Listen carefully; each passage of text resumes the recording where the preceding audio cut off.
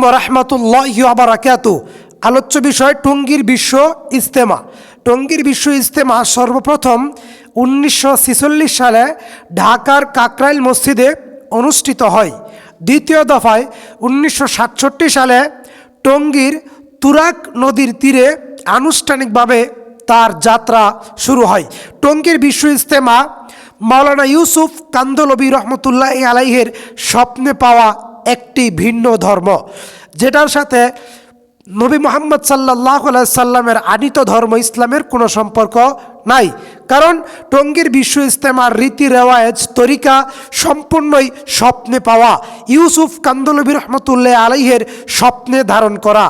টঙ্গীর বিশ্ব ইজতেমা ময়দানে 3 দিনা, 7 দিনা এবং 40 120 দিনের যে চিল্লাতে যাওয়া হয়, এই চিল্লার সাথে, এই তরিকার সাথে নবী মুহাম্মদ সাল্লাল্লাহু আলাইহি সাল্লামের ইসলামের কোনো সম্পর্ক নাই। নবী মুহাম্মদ সাল্লাল্লাহু আলাইহি সাল্লামের ইসলামের ধর্মের স্তম্ভ 5টি, মূল ইসলামের স্তম্ভ খুঁটি 5টি। সহিহ বুখারী হাদিস নম্বর 8।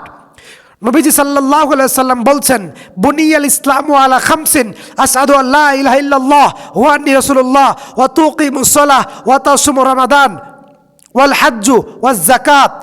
ইসলামের 5টা স্তম্ভ: ঈমান, নামাজ, রোজা, হজ, যাকাত। এবং টঙ্গীর বিশ্ব ইজতেমা, টঙ্গী যেই তাবলিগ, এই তাবলিগ এটা আলাদা একটা ধর্ম। এই ধর্মের স্রষ্টা, এই ধর্মের খোদা, এই ধর্মের রব, এই ধর্মের উদ্ভাবক মাওলানা ইউসুফ কান্দলবি রহমতুল্লাহি আলাই, যেটা তিনি স্বপ্নের মাধ্যমে পেয়েছেন।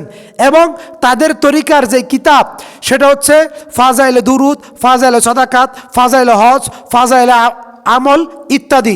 এই তরিকার, এই ধর্মের, এই তাবলিগি জামাত ধর্মের আকিদা নোংরা আকিদা, কুফুরি আকিদা, পথভ্রষ্ট আকিদা, আল্লাহ সর্বত্র বিরাজমান, হায়াতুন নবী, জিন্দা নবী, এবং তাদের কিতাবে অসংখ্য গল্প, গুজব, মিথ্যা কাহিনী, মিথ্যা ইতিহাস, পথভ্রষ্ট ইতিহাস এবং পথভ্রষ্ট গোমরা শিরকি কুফুরি কিচ্ছা কাহিনীতে পরিপূর্ণ। আপনি দেখেন মুকতাদুল মুমিনিন, নাউজুবিল্লাহ, বহু জাল জয়ীফ হাদিস দিয়ে পরিপূর্ণ। আপনি পড়লেই বুঝতে পারবেন, যদি আপনার সামান্যতম বিদ্যা থেকে থাকে। এই তবলিগ জামাত ধর্মের মূল স্তম্ভ 6টা: কালেমা, নামাজ, একরামুল মুসলিমিন, দাওয়াতু তবলিগ ইত্যাদি, এবং সহিনিয়ত, এলেম শিক্ষা। এরকম 6টা মূল ভিত্তি। এবং ইসলামের মূল ভিত্তি 5টা। আর তবলিগ জামাত যেই ধর্ম, এই ধর্মের মূলনীতি 6টা। কাজেই আপনাদেরকে আরও সচেতনের জন্য বলতে চাই, তবলিগ জামাতের লোকদেরকে সারা পৃথিবীতে কেন ভিসা দেয়, কেন পৃথিবীর প্রত্যেকটা দেশের থেকে তাদেরকে দাওয়াতি কাজের অনুমতি প্রদান করে।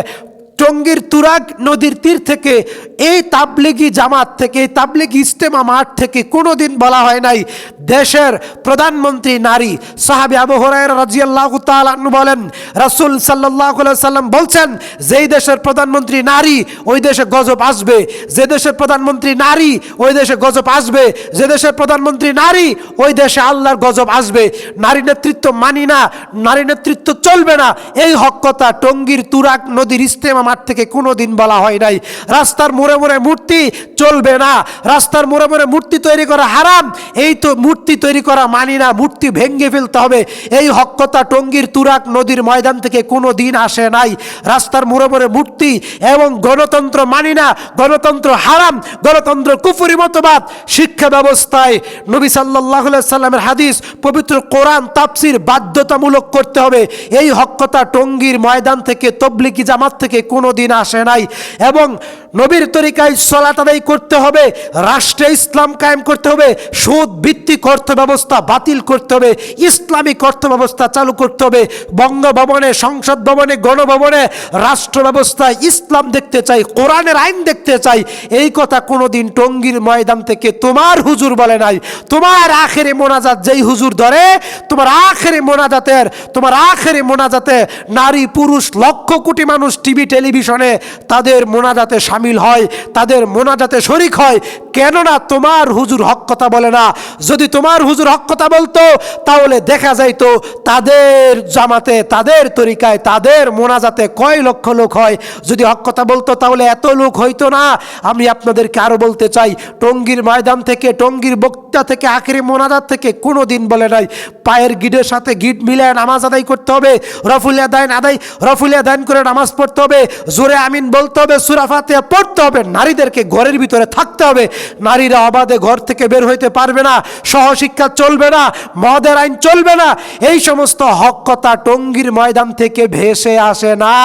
এজন্যই টঙ্গীর আখেরি মোনাজাতে লক্ষ কোটি লোক হয়, কারণ বোঝা গেল এটা নবীর ইসলাম নয়, এটা ইউসুফ কান্দলবির ইসলাম, এটা তরিকার ইসলাম, এটা জনপ্রিয় ইসলাম, এটা কোরআন হাদিসের ইসলাম নয়।